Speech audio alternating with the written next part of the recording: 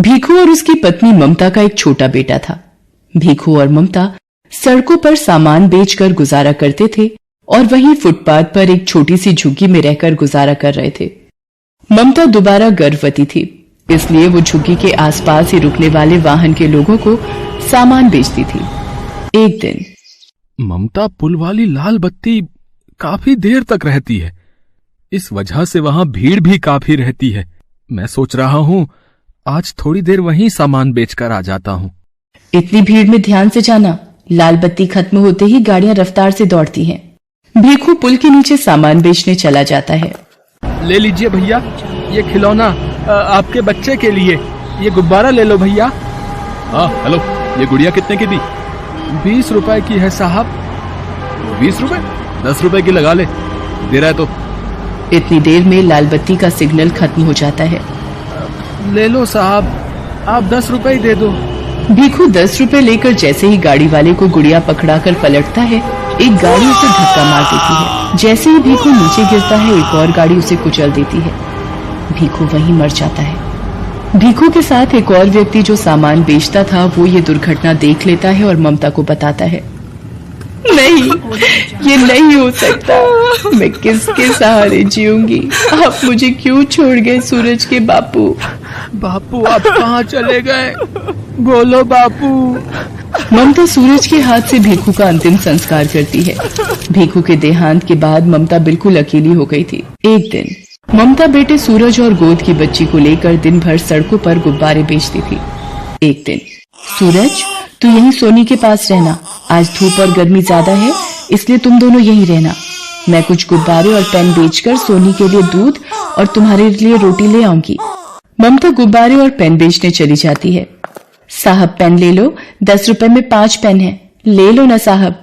ले लो बीबी जी, ये गुब्बारा ले लो, आप खरीद लोगी तो मैं बच्चों के लिए कुछ खाने को ले जाऊंगी।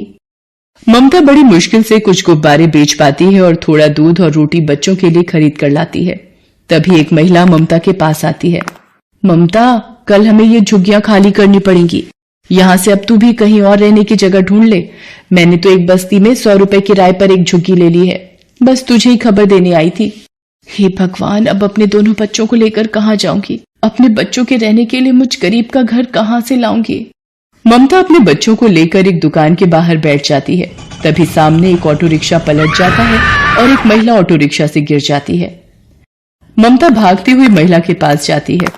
ओ भैया, कैसे ऑटो रिक्शा चला रहा था? देखकर नहीं चलाया जाता? जल्दी इन्हें हॉस्पिटल लेकर चलो। ममता उस महिला को संभाले बच्चों के साथ हॉस्पिटल पहुंचती है। ऑटो वाला ममता और उस महिला को अपने ऑटो से उतार कर भाग जाता है। सूरज, जा जल्दी से उन भैया को बुला कर ला, वो माँ जी को अंदर ले जाएंगे।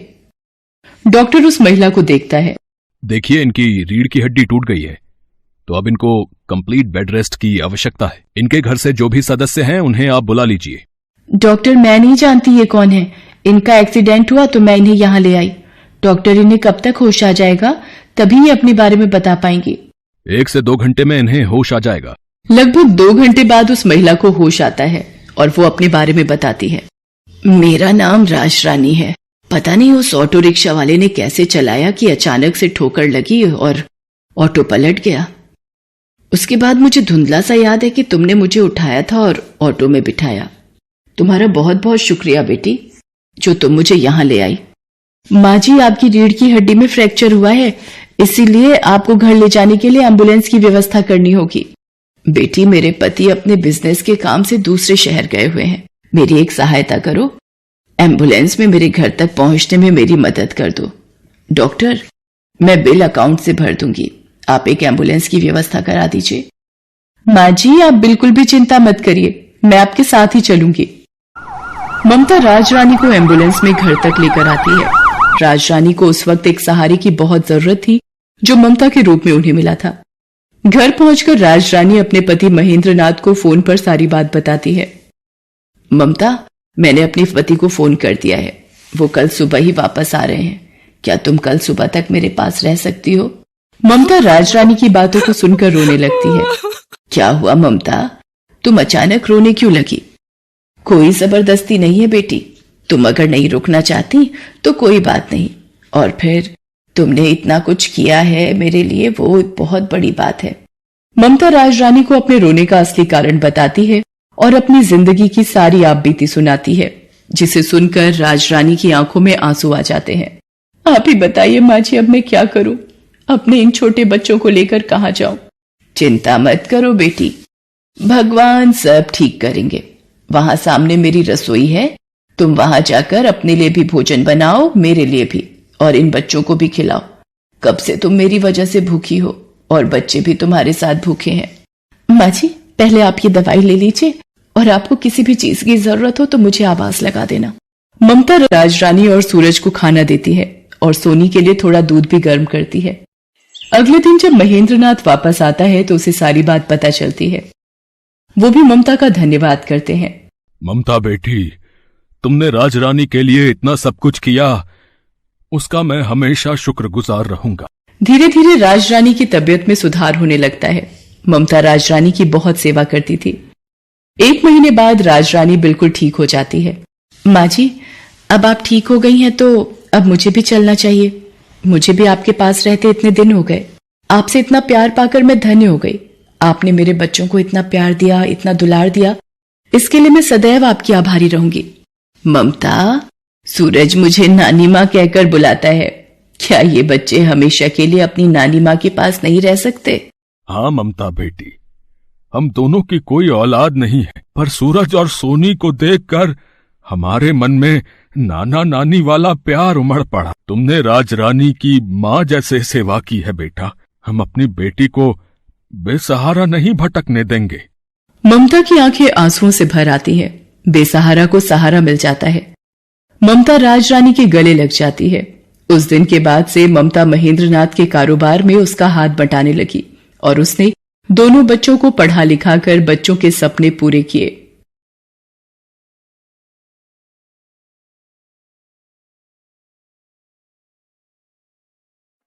महादेव एक गरीब बूढ़ा मछुआरा था। उसके परिवार में उसकी बूढ़ी पत्नी सती के अलावा और कोई नहीं था। आज 3 दिन से सती बुखार से तप रही थी। महादेव के पास इतना पैसा भी नहीं था कि वो उसका इलाज करवा सके। उस दिन वो सुबह जल्दी उठ गया। एक बार उसने सती के सिर पर हाथ रखा। उसे अभी भी बुखार था। उसने अपना मछली पकड़ने वाला जाल और बाल्टी उठाई और नदी पर मछली पकड़ने चल दिया। नदी के किनारे पहुंचकर उसने अपना जाल डाल दिया और मछली के फंसने का इंतजार करने लगा। वहां एक और मछुआरा छगन भी अपनी नाव पर बीच नदी में मछली मार रहा था। महादेव को देखकर छगन बोला, अरे बाबा, किनारे बैठने से बड़ी मछली नहीं मिलेगी। नदी के थोड़ा अंदर आओ तो हो सकता है कि कोई बड़ी मछली फंस जाए। है? नहीं बेटा, ना तो मेरे पास नाव है और न शरीर में ताकत जो मैं नदी में जाकर मछली पकड़ सकूं। अब सब कुछ भगवान के ऊपर है। उन्होंने चाहा तो मुझे बड़ी मछली जरूर मिलेगी। छगन ताने मारता हुआ बोला, तो फिर बैठे रहो घाट को पकड़ के। भगवान तुम्हारे लिए लाल परी मछली भेजेंगे। लाल परी एक बहुत ही नायाब मछली होती है जिसकी कीमत लाखों में होती है। ऐसी मछली किसी भाग्यवान को ही मिलती है। एक बार जिसे लाल परी मिल जाती है उसकी किस्मत ही चमक जाती है। खैर, महादेव ने छगन की बातों पर कोई ध्यान नहीं दिया और काफी देर इंतजार करने के बाद अपना जाल खींचा। उसका जाल भारी लग रहा था। लगता है कोई बड़ी मछली फंसी है। मगर जैसे ही उसने जाल बाहर खींचा उसका सारा जोश ठंडा पड़ गया। जाल में मछली तो क्या, एक घोंघा भी नहीं फंसा था। उसकी जगह उसमें ढेर सारा कचरा जैसे प्लास्टिक की बोतलें, सड़े पुराने जूते और चप्पल फंसे थे। ये देखकर छगन जोर से ठहाका लगाकर हंस पड़ा और बोला, अरे वाह बाबा वाह, बहुत बड़ा खजाना हाथ लग गया है तुम्हारे। इसी तरह रोज खजाना मिलता रहा तो एक दिन तुम जल्दी ही रईस बन जाओगे। महादेव ने फिर उसकी बात पर कोई ध्यान नहीं दिया, बस मन ही मन बोला, हे भगवान, कैसे लोग हैं तुम्हारी दुनिया के। जो नदी हमें पीने को पानी और खाना देती है उसमें लोग न जाने क्या क्या गंदगी डाल देते हैं। इतना सोचकर उसने फिर से जाल डाला। इस बार उसके जाल में थोड़ी सी छोटी मछलियां फंस गई। लगातार मेहनत करने से महादेव का बूढ़ा शरीर थक गया था, इसलिए जो मछलियां फंसी थीं उन्हें समेटकर महादेव बाजार चल पड़ा। दिन भर महादेव ग्राहकों का इंतजार करता रहा, मगर छोटी मछलियां होने के कारण उससे मछली खरीदने कोई नहीं आया। बाकी के मछुआरे बड़ी बड़ी मछलियां पकड़ कर लाए थे। उनकी सारी मछलियां देखते ही देखते बिक गई। हे भगवान, शाम होने को आई है, अब तो बाजार भी उठने लगा है, एक भी ग्राहक नहीं आया। सोचा था थोड़ा सा पैसा आ जाएगा तो सत्ती के लिए खाना और दवाइयां लेता जाऊंगा, बेचारी बुखार से तड़प रही है। अभी महादेव ये सोच ही रहा था कि वहां एक आदमी आया और उससे बोला, बाबा ये मछलियां कितने की हैं? बेटा ये हैं तो 200 रुपए की, मगर मैं तुम्हें 150 में दे दूंगा। 150 तो महंगा है, मैं तो इनके केवल 100 रुपए दे सकता हूं। वैसे भी बाजार बंद होने वाला है, अब कोई तुम्हारी मछलियां खरीदने से तो रहा, इससे पहले कि ये सब सड़ जाएं, इन्हें तुम मुझे 100 रुपए में दे दो। मरता क्या न करता, आखिर महादेव को 100 रुपयों में उसे सारी मछलियां देनी पड़ी। बाजार भी तब तक उठ चुका था। महादेव ने अपनी दुकान समेटी और वहां से घर चल दिया। अभी वो बाजार से निकल भी नहीं पाया था कि उसके कानों में एक आवाज आई, बाबा इस कंगले की भी सुनते जाना, 3 दिन से कुछ नहीं खाया बाबा, दया करो बाबा, मुझ पर दया करो। महादेव ने मुड़कर देखा, एक अंधा अपाहिज सड़क के किनारे पड़ा कराह रहा था। उसकी दोनों आंखें खराब थी और दोनों पैर भी बेजान थे, जैसे 2 सूखे डंठल हों। महादेव को उस पर दया आ गई। उसने अपनी फटी हुई चादर उस अपाहिज को ओढ़ा दी और पास की एक दुकान से थोड़ा सा खाने का सामान लाकर उस अपाहिज को देता हुआ बोला, अब लो खा लो। तुमने मुझ अपाहिज पर इतनी दया दिखाई, तुम कौन हो बाबा? महादेव उसे अपने बारे में बताता है।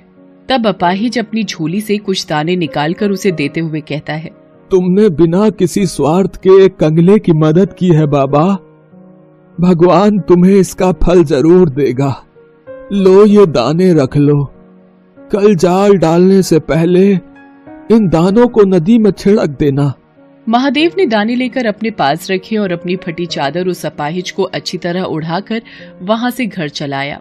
घर पहुंचने पर उसने देखा कि सती की तबीयत अब कुछ ठीक थी। ये देखकर महादेव को थोड़ी राहत मिली। उसने खाना बनाना शुरू किया। उसने अपने लिए थोड़ी सी मछलियां बचा कर रखी थी।